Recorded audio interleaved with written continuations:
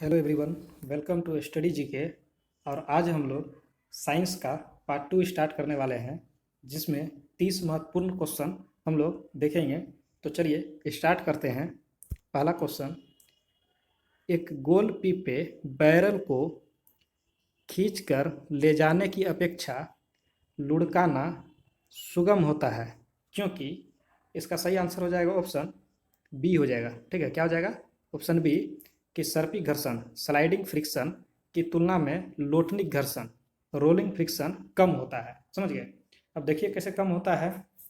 तो जब दो वस्तु एक दूसरे के संपर्क में आते हैं, जब दो वस्तु एक दूसरे के संपर्क में आते हैं तो उनके बीच एक बल लगता है, जिस कारण वस्तु के गति में विरोध होता है, और इस बल को घर्षण बल कहते हैं। और घर्षण बल जो होता है वस्तु के दिशा के विपरीत लगता है। समझ गए? अब देखिए स्लाइडिंग फ्रिक्शन क्या होता है। स्लाइडिंग फ्रिक्शन क्या होता है? तो स्लाइडिंग फ्रिक्शन होता है कि जब कोई वस्तु किसी धरातल पर सरकती है, मतलब कि सरकती है, सिसकती है, तो वैसे स्थिति में लगे घर्षण को स्लाइडिंग फ्रिक्शन यानी कि सर्पी घर्षण कहते हैं। क्या कहते हैं? सर्पी घर्षण। अब देखते हैं रोलिंग फ्रिक्शन क्या होता है। रोलिंग फ्रिक्शन जो होता है वो जब कोई वस्तु किसी धरातल पे लुढ़कती है, रोल करती है। ठीक है, लुढ़कती है या रोल करती है, उसमें लगने वाला घर्षण जो होता है वो लोटनिक घर्षण होता है। कैसा होता है? Rolling friction. समझ गए? इसी को क्या कहते हैं? रोलिंग फ्रिक्शन कहते हैं। समझ गए? चलिए नेक्स्ट क्वेश्चन, जल से भरे गिलास के नीचे दबे कागज को शीघ्रता से गिलास के नीचे से जल को छिड़काए बिना ही खींचा जा सकता है। ये परिघटना क्या होता है? तो इसका सही आंसर हो जाएगा ऑप्शन सी, जड़त्व के गुण को दर्शाती है। जड़त्व के गुण को दर्शाती है। अब जड़त्व क्या होता है तो देखते हैं।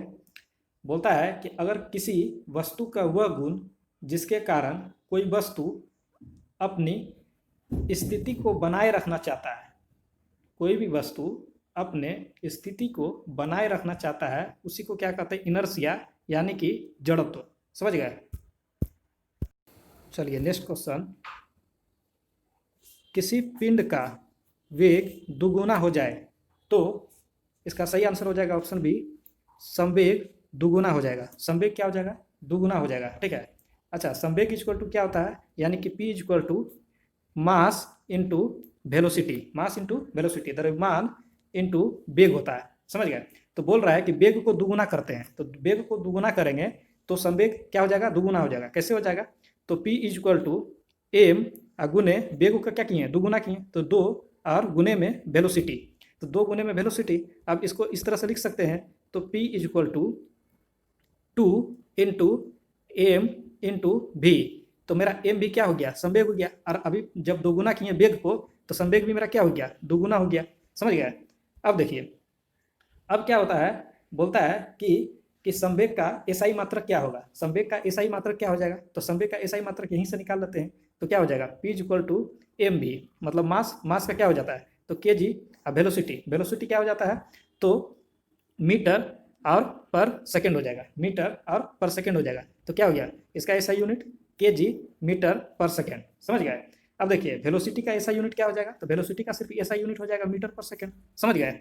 चलिए नेक्स्ट क्वेश्चन, एक भारी एवं एक हल्के पिंड पर एक समान बल एक ही अवधि के लिए लगे हो तो ये पिंड क्या होगा?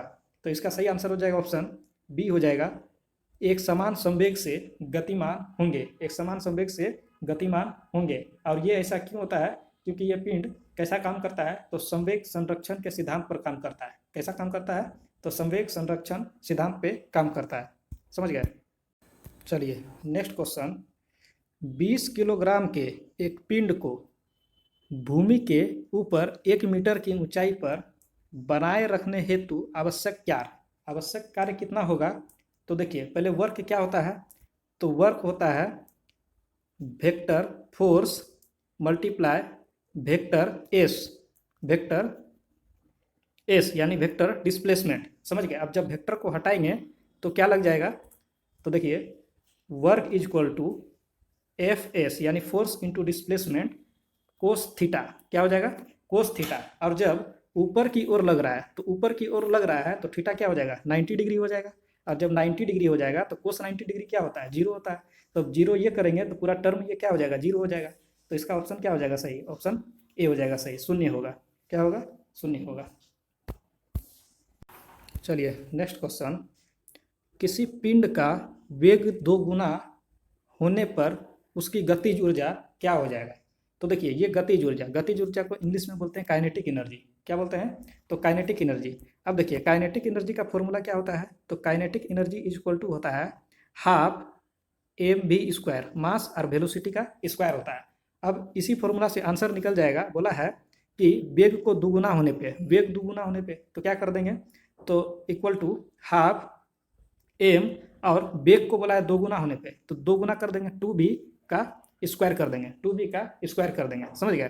तो अब देखिए नेक्स्ट क्या करेंगे, तो kinetic energy is equal to half गुने में एम और गुने में उधर 2 का क्या स्क्वायर हो जाएगा 4 हो जाएगा, और भी स्क्वायर हो जाएगा, समझ गए। तो इसको हम इस तरह से लिख सकते हैं, तो kinetic energy is equal to 4 और हाफ एम भी स्क्वायर। तो इस तरह से ये पहले से काइनेटिक एनर्जी आ गया, तो ये क्या हो गया 4 मल्टीप्लाई हो गया, यानी कि 4 गुना हो जाएगा। क्या हो जाएगा 4 गुना हो जाएगा, काइनेटिक एनर्जी क्या हो जाएगा 4 गुना। तो इसका सही आंसर ऑप्शन सी 4 गुना हो जाएगी, ठीक है। चलिए नेक्स्ट क्वेश्चन, घड़ी में चाबी भरने की प्रक्रिया में घड़ी में क्या होगा। तो इसका सही आंसर हो जाएगा ऑप्शन डी हो जाएगा, स्थितिज ऊर्जा में संग्रहित होती है, समझ गए। वो कैसे होता है, तो अब देखिए सबसे पहले ऊर्जा एनर्जी क्या होता है वो हम लोग देख लेते हैं। बोलता है कि किसी भी वस्तु की स्थिति या फिर उसका शेप में परिवर्तन के कारण जो हम लोग कार्य लगाएं उसका क्षमता जो आ जाता है, जो कार्य लगाते हैं उसका क्षमता जो आता है उस वस्तु की स्थिति में उसको ऊर्जा कहते हैं। क्या कहते हैं, तो ऊर्जा कहते हैं, एनर्जी कहते हैं, समझ गया। अब देखिए स्थितिज ऊर्जा, स्थितिज ऊर्जा को बोलते हैं पोटेंशियल एनर्जी। क्या कहते हैं पोटेंशियल एनर्जी। और पोटेंशियल एनर्जी जो होता है वो Q इक्वल टू क्या होता है mgh। इसका फॉर्मूला क्या हो जाता है, तो mgh। तो ये मास पे डिपेंड करेगा, ग्रेविटेशनल एक्सेलरेशन तो सेम ही रहेगा, और हाइट पे डिपेंड करेगा, समझ गए। तो इसका एग्जांपल क्या हो जाएगा स्थितिज ऊर्जा का, तो देखिए क्या होगा, तो तना हुआ गुलेल हो गया, ठीक है, जैसे छड़ी का कमानी हो गया, या फिर छत पे कोई लड़का खड़ा है वो भी हो जाएगा, या फिर पहाड़ पे अगर जमा हुआ पानी है वो भी हो जाएगा इसका एग्जाम्पल, समझ गए। चलिए नेक्स्ट क्वेश्चन, स्थिर अलम से लटके एक लंबे धागे से बंधा एक छोटा पदार्थ इधर उधर झूल मतलब दोलन हो रहा हो तो पदार्थ क्या होगा। तो पदार्थ इसका सही आंसर हो जाएगा ऑप्शन बी, गतिज ऊर्जा दोलन के बीच अधिकतम हो जाएगा। गतिज ऊर्जा दोलन के बीच क्या हो जाएगा अधिकतम हो जाएगा, समझ गए। चलिए नेक्स्ट क्वेश्चन, पहाड़ पर चढ़ते समय व्यक्ति आगे झुकता है जिससे व्यक्ति का स्थायित्व या स्थिरता में वृद्धि हो। तो इसका सही आंसर हो जाएगा ऑप्शन डी हो जाएगा। अब देखिए कि किसी भी वस्तु का गुरुत्व केंद्र वह बिंदु है जहां वस्तु का समस्त भार काम करता हो, चाहे वो वस्तु कैसा भी कंडीशन में क्यों ना हो, समझ गए। ये नेक्स्ट क्वेश्चन, भू स्थिर या तुल्यकाली उपग्रह या जियो स्टेशनरी सैटेलाइट के घूर्णन का आवर्तकाल टाइम पीरियड कितना है। इसका सही आंसर हो जाएगा ऑप्शन ए 24 घंटा है। कितना है 24 घंटा। चलिए नेक्स्ट क्वेश्चन, और ये केमिस्ट्री का क्वेश्चन स्टार्ट हो गया। किसी निश्चित तापमान पर संतृप्त विलयन कैसा होता है। तो इसका सही आंसर हो जाएगा ऑप्शन सी होता है कि और अधिक ठोस विलय घोलने में असमर्थ होता है, समझ गए। बोलने का मतलब ये है कि किसी फिक्स टेम्परेचर पर जो संतृप्त विलियम जो होता है और अधिक ठोस विलियम को असमर्थ होता है, क्या होता है असमर्थ होता है, जिसको हम लोग इंग्लिश में बोलते हैं सेचुरेटेड सॉल्यूशन। अब देखते हैं अनसेचुरेटेड सॉल्यूशन क्या होता है और सुपर सेचुरेटेड सॉल्यूशन क्या होता है। तो अनसेचुरेटेड सॉल्यूशन वो होता है जो किसी निश्चित तापमान पर बना ऐसा विलयन जिसमें कि विलय पदार्थ की ओर अधिक मात्रा और उस टेम्परेचर पर घुलाई जा सकी हो, उसे अनसेचुरेटेड सॉल्यूशन कहते हैं या असंतृप्त विलयन कहते हैं। अब देखिए सुपर सेचुरेटेड सॉल्यूशन क्या होता है, बोलता है कि ऐसा संतृप्त विलयन समझ गए जिसमें कि विलय की मात्रा उस विलयन को संतृप्त करने के लिए आवश्यक विलय की मात्रा से अधिक घुली हो, आवश्यक जितना भी क्या बोलते हैं विलय मात्रा है उससे क्या हो, घुली अधिक हो, उसी को क्या कहते हैं, super saturated solution, super saturated solution. समझ गए। चलिए नेक्स्ट क्वेश्चन, लॉन्ड्री साबुन क्या है? तो लॉन्ड्री साबुन क्या है, तो इसका सही आंसर हो जाएगा ऑप्शन ए, प्राकृतिक स्रोत के उच्चतर हायर वसा अम्लों के सोडियम लवणों का मिश्रण है। सोडियम लवणों का क्या है, मिश्रण है। समझ गए। अब सोडियम क्लोराइड क्या होता है, सोडियम क्लोराइड क्या होता है, इसका फॉर्मूला होता है NaCl। NaCl इसको हम लोग क्या बोलते हैं, कॉमन साल्ट भी बोलते हैं, क्या कहते हैं, नमक के नाम से भी जानते हैं, कॉमन साल्ट के नाम से भी जानते हैं। समझ गए। इसी को अगर बर्फ में हम लोग मिला देते हैं तो क्या बन जाता है, वो फ्रीजिंग मिक्सचर। क्या बन जाता है, फ्रीजिंग मिक्सचर। और समुद्र के जल में, समुद्र के जल में ये कितना पाया जाता है, तो 75%। कितना पाया जाता है ये, तो 75%। समझ गया। चलिए नेक्स्ट क्वेश्चन, संश्लेषित अपमार्जक मतलब डिटर्जेंट क्या है? तो इसका सही आंसर हो जाएगा ऑप्शन डी हो जाएगा। क्या हो जाएगा, ऑप्शन डी हो जाएगा। क्या होगा, एरोमेटिक तथा एलिफेटिक सल्फोनिक अम्लों के सोडियम लवण के मिश्रण। समझ गए। अब देखिए, इस साबुन को रहित साबुन भी बोला जाता है। क्या बोला जाता है, रहित साबुन भी बोला जाता है। और ये अपमार्जक जो होता है कठोर जल के साथ भी झाग उत्पन्न करता है। क्या करता है, झाग उत्पन्न कर देता है। समझे, अपमार्जक। अब देखिए, साबुन की अपेक्षा, जो साबुन की अपेक्षा अपमार्जक में आर्द्रता गुण अधिक होता है। आर्द्रता गुण क्या होता है, बहुत ही अधिक होता है। समझ गए, साबुन की अपेक्षा में। चलिए नेक्स्ट क्वेश्चन, चूने के जल यानी लाइम वाटर में क्या होता है? तो इसका सही आंसर हो जाएगा ऑप्शन बी हो जाएगा, कैल्शियम हाइड्रोक्साइड। क्या हो जाएगा, कैल्शियम हाइड्रोक्साइड हो जाएगा। तो इसका फॉर्मूला क्या होता है, तो ये होता है CaOH2। ठीक है।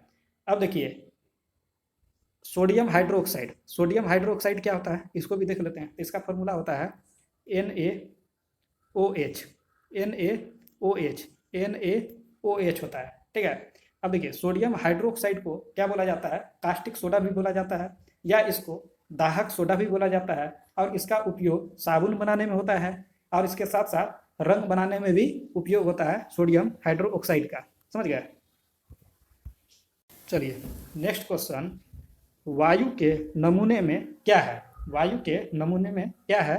तो इसका सही आंसर हो जाएगा ऑप्शन डी हो जाएगा। ऑप्शन डी हो जाएगा कि इसमें ऑक्सीजन है, नाइट्रोजन है, कार्बन डाइऑक्साइड है, जल वाष्प है, और कुछ नोबल गैस है, अक्रिय गैस। क्या है, नोबल गैस है। और वायु क्या है, एक प्रकार का मिश्रण है। क्या है, मिश्रण है। चलिए नेक्स्ट क्वेश्चन, वायु में विभिन्न गैसों का अनुपात क्या है?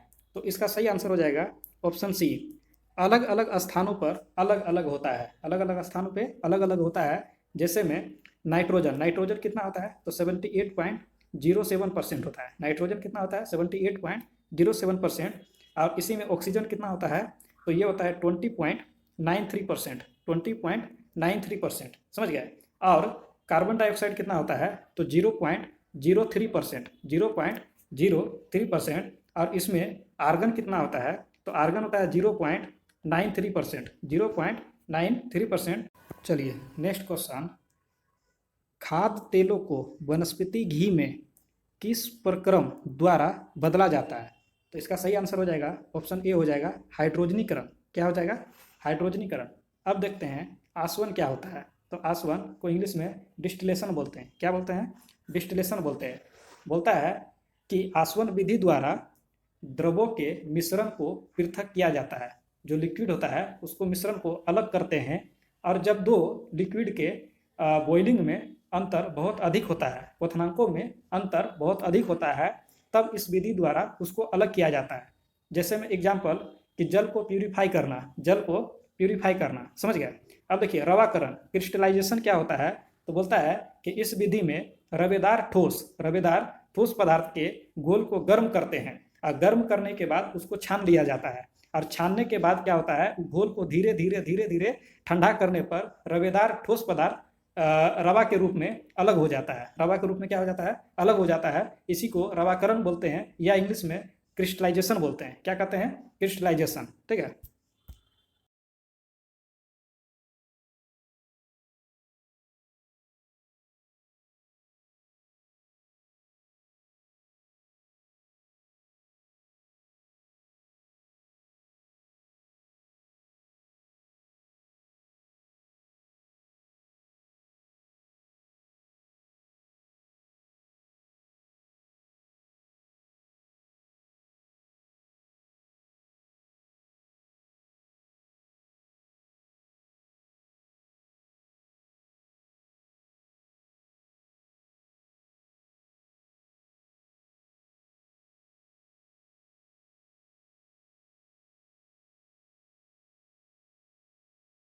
लोहे में जंग लगने की प्रक्रिया को क्या कहते हैं? ऑक्सीकरण कहते हैं। क्या कहते हैं? ऑक्सीकरण कहते हैं। और लोहे में जंग लग जाने के कारण उसका वेट क्या हो जाता है? बढ़ जाता है। वजन क्या होता है?